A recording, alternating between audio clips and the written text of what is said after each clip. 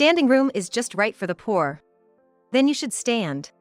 My name is Catherine Smith. I'm a 26-year-old woman, and I've been dating a guy named Bob for 3 years. We recently got engaged after he proposed. I grew up in a single-parent family with just my mother and me. Since I started dating Bob, I had told my mother about him, so when I told her about the proposal, she was delighted and happy for us to come over for greetings. Next, we needed to schedule a meeting with Bob's parents, but matching our schedules was tricky. As we were discussing this, Bob told me about his parents. Bob shared that his parents were a bit eccentric and might make us uncomfortable.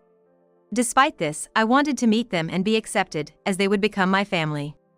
Bob understood and agreed when I expressed this. One day, at Bob's as usual, I noticed some of my things were missing.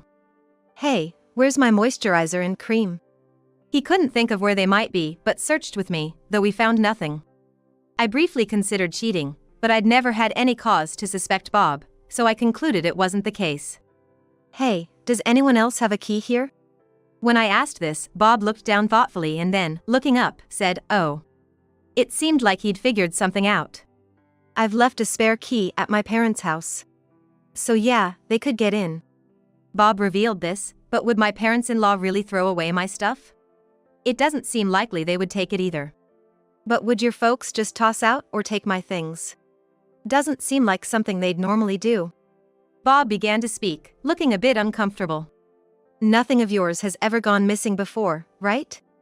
"Huh? Nothing. I haven't actually told them about having a girlfriend." "So? Does that make a difference?" "Yeah. I've been telling them I want to introduce someone special. They can probably guess what's up. But that's not odd for our age, right? Is it a problem? I think they might have come over to snoop around my place when we weren't around." Bob's words took me by surprise. "What? They would come over to snoop?" As I asked, flustered, Bob responded, still looking uneasy. "Remember I said my folks are a bit unusual? So, it wouldn't be out of character for them to do something like that." Hearing that they were an odd bunch was one thing, but if they were actually meddling to the extent Bob suggested, this might be more troublesome than I'd anticipated. "So could you check it out for me?" "Sure. I'll get on it." With that, Bob was on the phone to his mother in no time. "Hello. Bob, what's going on?" Even through the phone, his mother's voice sounded really happy to hear from Bob. Just by her voice, she seemed like a cheerful person. "Mom, have you been to my place recently? Some of my stuff is missing." There was a pause after Bob said that. "Mom? Oh, that was your stuff? I threw away those cheap-looking lotions and creams." At his mother's words, Bob sighed, and I was dumbfounded. "Why would you throw away things from someone else's house?" "Well, I thought some weird girl was after you. There were women's earrings too, so I took them for myself." "What?" Hearing that, I hurriedly opened my jewelry box in Bob's room. Everything inside was gone. "It's all missing. Mom, give them back. That's Catherine's stuff. And taking someone's things is like stealing." "Don't say stealing, it sounds so ugly." I said I took them for her. "Such jewelry is wasted on your girlfriend. And I won't allow you to have one anyway." "Mom." And with that, my mother-in-law hung up the phone. "I'm really sorry. I'll go home soon and get them back." "Yeah, thanks. But don't worry about the earrings. It's not hygienic to wear them now anyway." "I'm so sorry. I'll make it up to you." Bob was profusely apologetic. It wasn't Bob's fault, so I told him it was okay. I had wondered why Bob never talked about his family while we were dating. Did they not get along? I never pressed the issue, but this incident helped me understand a bit more. "Just make sure to get back the necklace that you and my mother gave me, that's all I want." "Absolutely. I'll make sure we get it back." Bob had never been one to apologize like this before. We'd always had a pretty stable relationship, rarely fighting, so seeing Bob like this hurt a bit. I had wanted to get along well with Bob's family, but now I was feeling a little uncertain about it. Later, Bob went back home and managed to bring back the necklace I wanted returned. It turned out that the ones with gemstones had been sold. Hearing this made me lose confidence in being able to get along with my in-laws. A few days later, Bob started getting frequent calls from his parents. They were pushing for him to go on arranged dates. It seemed like they wanted to break us up. Every time they brought up matchmaking, Bob would refuse and tell me everything without hiding anything. Thanks to Bob, I didn't have to worry, but I could see that it was wearing him out. Bob, you okay? Yeah, I'm fine. Just gotta keep turning down the matchmaking. Just worried that it's holding up our marriage plans. Bob said that with a sigh. Bob had been sighing more lately, and his smiles had become less frequent. I wanted to cheer him up, so I tried to stay as positive as possible. Honestly, I was also anxious about the stalled marriage talks. But right now, my priority was to support Bob and help him keep his spirits up. Hey, how about we go to an amusement park on our next day off? An amusement park? You sure? You hate roller coasters, Bob said with a laugh. Seeing Bob smile made me feel relieved. It's fine. I'll manage. It could be fun, right? Yeah. I've been feeling so cooped up lately. It might be good to blow off some steam. Let's do it. So, we planned to go to the amusement park on our next day off, but an unexpected event occurred. The night before our trip, I was staying at Bob's place since we planned to leave early in the morning, when suddenly the doorbell rang. Who could that be at this hour? He wondered aloud as he checked outside, his face twisting. Who is it? As I asked, Bob let out another sigh and turned to me with an awkward look. It's my dad and mom. Hearing that, I froze for a moment. What? Your parents are here all of a sudden. What's up? I don't know. What should we do? As Bob was pondering, the doorbell rang again. We wanted to pretend we weren't home, but if we did, they would likely just come back another time. Maybe we should answer it? It's your parents, after all. I know, but... While we were hesitating, the doorbell rang yet again. Look. I know it's not what we planned, but I do want to greet them. Saying this, Bob reluctantly went to answer the door. Yes? Bob. What are you doing? Open up quickly. How long do you plan to keep us waiting? Just a minute. Bob glanced at me. I nodded, and he sighed again as he went to the door. I wonder how many times he's sighed today. As I was preparing some coffee, I could hear his parents' voices. Enough with this woman already. Go on a proper date we've arranged. That's right. The right wife for you is a daughter from a wealthy family. Just listening to these words, I knew this wasn't going to be a pleasant encounter. I realized I had sighed too. I've caught the sighing from Bob. And then, the living room door finally opened. Usually, you're, huh? And who might you be? As the door opened, I made eye contact with Bob's mother. I hurriedly introduced myself. Pleased to meet you, I'm Catherine Smith. I've been dating Bob. As I introduced myself, his parents went silent. Feeling anxious about their silence, I saw them staring at me with a look of displeasure. This is my girlfriend, Catherine. I'm marrying her, so there won't be any arranged dates. Bob stood beside me and introduced me again. However, the response from his parents was as unwelcoming as I feared. Just as we feared. Our concerns were correct. Seriously. What a poor-looking girl. Mom, Dad. How can you say such things? I had braced myself for their disapproval, but hearing it directly was still hurtful. I apologize for not meeting your expectations. Don't apologize, Catherine. You've done nothing wrong. Mom, Dad, you should leave now. Well, you're choosing this girl over us. What a disgraceful son you are. You came here on your own, right? We're busy, so please leave. Faced with a situation far more turbulent than anticipated, I wondered how to behave. Then Bob's mother addressed me. And your family? I have my mother. Huh?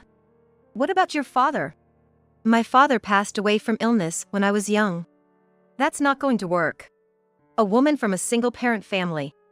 Bob, you should stop associating with a poor family. They'll just ask you for money. I was fuming inside, but I managed to keep my cool. Then Bob, more outraged than me, yelled at his parents. I'm disappointed in you. If you keep speaking ill of my girlfriend, I'll have no choice but to cut ties with you. His parents, stunned by being yelled at by Bob, replied with frustration. Do as you like. We're leaving. Don't think you can cut ties just like that. They left as if fleeing the scene. Catherine, I'm really sorry. Don't mind what my parents said. No, thank you for standing up for me. I'm seriously considering cutting ties with them. It's only going to cause you pain otherwise. I was touched by Bob's words, but I still wanted his parents' approval. I appreciate what you're saying, but I still want them to accept me. Okay. I got it. We'll set up a proper time to talk. That sounds good. Afterward, we discussed and decided to arrange a meeting with both our parents to formally introduce and discuss our marriage. Unable to bring ourselves to go to the amusement park the next day, Bob and I spent a relaxing day at home instead. Thanks to Bob's efforts, his parents reluctantly agreed to get together with both families. My mother was happy to attend, and Bob and I geared up to get our marriage approved. On the day of the meeting, given that it was also a meeting between both families, I was on my way to the restaurant we had reserved with my mother. Bob was supposed to come with his parents, but he was running late due to work. I'm nervous. My heart raced as we rode in the taxi. But my mother chuckled and reassured me, it's going to be okay. I wanted to have a good discussion today and get the marriage approved by Bob's parents. I slapped my cheeks for encouragement and refocused. Arriving at the restaurant, I got out of the taxi just as Bob also seemed to arrive, and we met at the entrance. Bob, did you just get here? Oh, you guys just got here too? Thank you for coming today. Likewise, Bob. You must be tired after work. I appreciate you making the time today. As we talked, we were led to a private room. Upon opening the entrance to the private room, Bob's parents were already seated and, for some reason, smirking. Bob and I exchanged glances and wondered, but we soon understood why. We went to greet his parents and were about to take our seats when I realized there was no seat for me. I thought it might have been a simple oversight by the staff, but the next moment it became clear that wasn't the case. The poor should just stand. There's no need to waste a seat on you, right? It seemed that my missing seat was the work of Bob's parents. Listen, in this world, income is everything. It's presumptuous for someone poor to sit with us who have high incomes. I'm a manager at my company, after all. Those who earn less than me deserve to stand or sit on the ground. What are you thinking, Dad? Mom? If that's the case, perhaps you, madam, would like to stand as well? That's right. A woman from a single-parent family couldn't possibly earn much. To think you would ruin a meeting like this. Dad? Mom? Are you out of your minds? Watching the altercation between Bob and his parents, I felt my naive hope of being accepted by them piercing through me. No matter how hard I tried, not only did I feel like they would never accept me, but their values seemed too different to ever understand each other. I could only hang my head in defeat. Looking down on my mother and me, laughing, Bob's parents left me feeling like there was nothing to expect from them anymore, and honestly, I didn't even want to be associated with them. The parents of the person I love. I felt miserable for once wanting to cherish them as much as my own mother. Amidst my swirling emotions of anger or sadness, my mother spoke up. Then you should stand. What? The room went silent for a moment at my mother's words, followed by a deflated response from Bob's parents. If income is everything, then you should stand.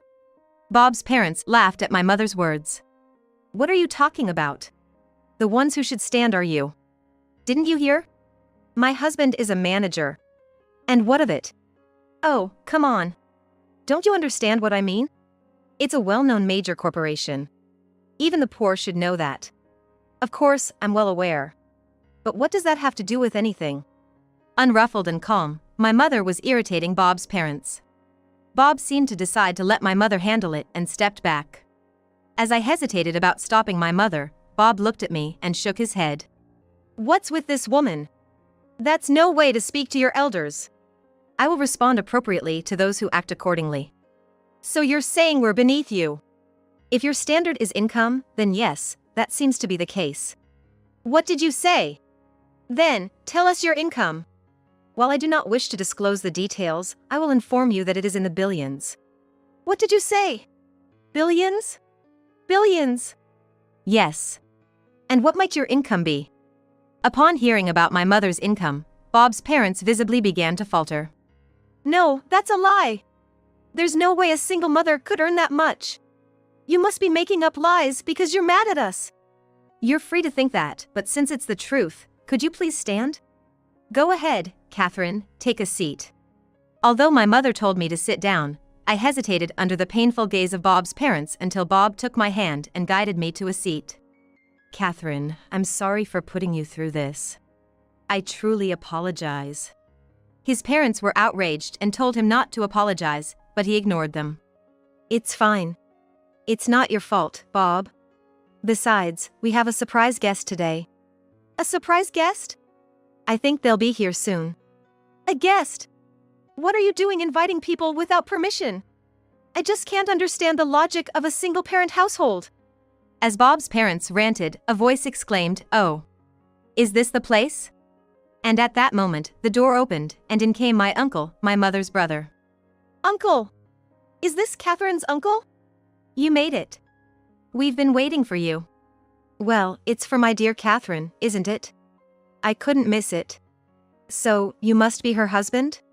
My smiling uncle appeared, and Bob, meeting him for the first time, greeted him somewhat perplexedly. I'm Bob Johnson. I'm dating Catherine. Don't be so nervous. It's not every day you get a surprise like this. Catherine's like a daughter to me, so I had to join in. I'm glad you could join us. Thank you. You're very polite. Catherine's caught a good one, hasn't she? Thank you. But you really surprised me. President! As we were getting into the conversation, Bob's father murmured. Huh? Oh. Is Bob your son? Does that mean Catherine is the president's niece? This man is the president of the company and Catherine's uncle, and Bob's girlfriend's uncle. What? What's the matter? Is there a problem? No problem at all. We're honored by such a wonderful connection. With a complete change in attitude, Bob's parents started fawning over my uncle. Seeing this, my mother, Bob, and I all sighed. It's nice to hear that. Oh, and you don't have to stand on my account. My uncle said this with a grin to Bob's parents. Huh? What do you mean by that? I thought for you too, income is everything, right? Why do you know about that? It's a misunderstanding. We just meant that money is important in life. That's not the story I heard. I've been here for quite a while now. I've been listening to the exchange you've been having with my sister, you know? That is. Speaking of my sister, you're still making quite the income, huh? I'm envious. You're one to talk. Wait, you're still standing? Bob's parents' faces went pale instantly. That's right. We apologize.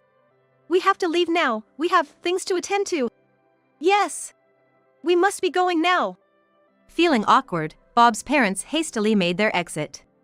Bob repeatedly apologized to us. However, neither my mother, uncle, nor I harbored any anger toward him, and we were able to enjoy a delicious meal and have a good time together. A few days later, Bob received a call from his father, saying that they would approve of the marriage. This was after the previous unsuccessful meeting, and we had been wondering what to do. Bob and I were a bit perplexed by the abrupt change in attitude after they found out my uncle was the president of the company, a company where Bob's father worked. Eventually, Bob received another call, this time from his mother. Listen. Your father has been fired. Did your girlfriend do something, huh? What? Fired? That's tough, but Catherine has nothing to do with it. Tell her uncle to explain what's going on, will you? No way. Don't get us involved in your mess. How heartless can you be? Your father's been fired, and you say that. There must be a reason for his firing. You should ask him. He won't tell me anything, that's why I'm asking you. You're useless. Forget it. It seems that his father was indeed fired. Bob told me not to worry about it. That's just how he is. With his personality, it's no surprise he got fired. Bob said this with a chuckle, which strangely made sense to me.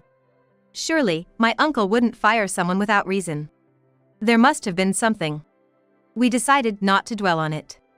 A few days later, his mother showed up at his house unannounced. It wasn't the first time she had done this, so we weren't surprised anymore. What's going on here? As I said, I don't know. I can't ask my uncle about company matters. I'm not involved with his company at all. You're useless.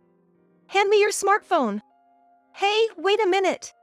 Bob's mother grabbed my smartphone from the table and locked herself in the bathroom. Mom. Enough already. Give back the phone. Bob was knocking on the bathroom door, speaking to his mother, but she wasn't listening and was clearly making a phone call through the door. It was probably to my uncle. We couldn't hear my uncle's voice, but we could hear Bob's mother's loud voice, and Bob and I strained our ears to listen. So, I want to know why my husband was fired. Yes, this is your niece's phone. How dare you? I just borrowed it. No, I can't hand it over to her right now. If you tell me why my husband was fired, I'll let you talk to her. What? My husband was slacking off. No, that can't be. But lots of people pretend to be on outside duties to slack off, right? Well, that must be because those employees were challenging my husband or they upset him. He's a manager. The other employees should be accommodating him. Calling it harassment is an exaggeration. Hello? Hello? The phone call seemed to end, and I heard the sound of my smartphone being thrown. Mom. Give Catherine her phone back. You didn't throw it, did you? If it's broken, you're paying for it. Finally, his mother emerged from the bathroom and threw the smartphone at me. The screen was cracked. What's going on with your uncle? There are tons of reports of him harassing his employees or slacking off under the guise of outside duties, even though he's a manager and has the freedom to do his job however he pleases. To fire my husband for such reasons. No, that's a whole list of reasons to be fired. It's Dad's fault. And you're going to pay for breaking Catherine's phone, too. What are you talking about? It's just a phone. You and your girl are both crazy, aren't you? I reached my limit with their outrageous behavior, and my thoughts spilled out. Please pay for the smartphone. I wanted to get along with Bob's parents, but I can't anymore. I said it in a cold tone, and the mother-in-law was outraged. Then Bob stepped back, realizing I was angry. Who do you think you're talking to? You, old hag. What? Perhaps surprised by the foul language coming from my usually quiet mouth. His mother was taken aback. What did you say? You're just noisy. It's your husband's fault he got fired, and it's your own fault you'll have to pay for the smartphone. Just because you're the parents, who do you think you are? What's with you? Were you always like this? Catherine can be scary when she's angry. Too bad, Mom. No, I'm going to cut ties with you. It's embarrassing to even call you my parents. Even Bob is. If you still have things to say, I'll be your opponent. But be prepared, okay? There's a lot I have to say about the rude things you said at the marriage introduction, the disrespectful way you treated my mother, and the inappropriate things you said to Bob. I have a lot on my mind, so be ready to spend the whole night. Perhaps feeling afraid, his mother hurried out of Bob's house. Did I say too much? I chuckled, and Bob laughed out loud. No. It felt good listening to you. Then it's all good. After that, Bob and I spent our time laughing. We thought about asking for the smartphone repair costs, but decided it was best to avoid further contact and got it fixed through insurance. Days later, Bob's parents began asking him for money. We're in trouble without your father's income. You should send us money every month. Who do you think raised you to this point? Pay us back for our kindness. Bob and I were dumbfounded by their unchanging selfishness. So much for their pride in income being everything. Bob was ignoring them completely, and it seemed only a matter of time before they'd come to his house, so we decided to move. Shall we move to the house we were going to live in after getting married? Yeah, let's do that. We had been house hunting for a while, looking for our post-marriage home. We had narrowed it down to a few options and recently decided on one. Contacting the real estate agent, we found it was still available, so we planned to sign the lease soon. After completing the necessary procedures at the real estate office, we were told we could move in next month. Our excitement was mounting as we prepared for the move to our new home. Let's treat ourselves to some good food before heading back home today. Sounds great. Let's do it.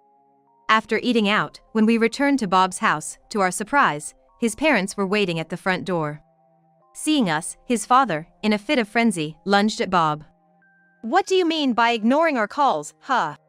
And you? Taking care of your in-laws is a wife's duty, isn't it? Staking out someone's house is crazy. Go home. What do you mean go home? Send us money now. Call your uncle on the smartphone, quick. Bob's parents were as relentless as ever, their obsession with money was extreme. Your family is rich, right? So, a little help shouldn't be a problem. Ask your mom and uncle for money. It was pitiable how they still didn't seem to comprehend the gravity of their demands. But Bob's patience finally ran out. Enough is enough. I've put up with you because you're my parents, but if you keep bothering Catherine and her family, I won't let it slide. Dad, you've run out of money to spoil your mistress, haven't you? And Mom, you don't have money to go out anymore, right? For all your talk about money ruling the world, you sure have a vile way of spending it. What? How could you? What are you talking about? I haven't, nothing. Have you forgotten what I do for a living? I'm an investigator at a detective agency. You've done so many terrible things, I've reached my limit. We raised you. Give us the money. Show some filial piety. Grandma raised me. You two were hardly ever home. If I'd been raised by you, I might have ended up with the same values as you, and for that, I'm truly grateful to Grandma. What? Seeing Bob this angry for the first time, I was taken aback and even found it impressive. His parents, unable to respond, bit their lower lips. But once they realized each other's infidelity, their anger turned on each other. What do you mean you've been going out? How shameless! And you! I can't believe you've been cheating. Unbelievable. We're getting a divorce. And you'll be paying alimony. Before we knew it, Bob's parents were arguing so fiercely they were physically grappling with each other. Wondering what to do, the noise was so loud that a neighbor must have called the police, who arrived on the scene.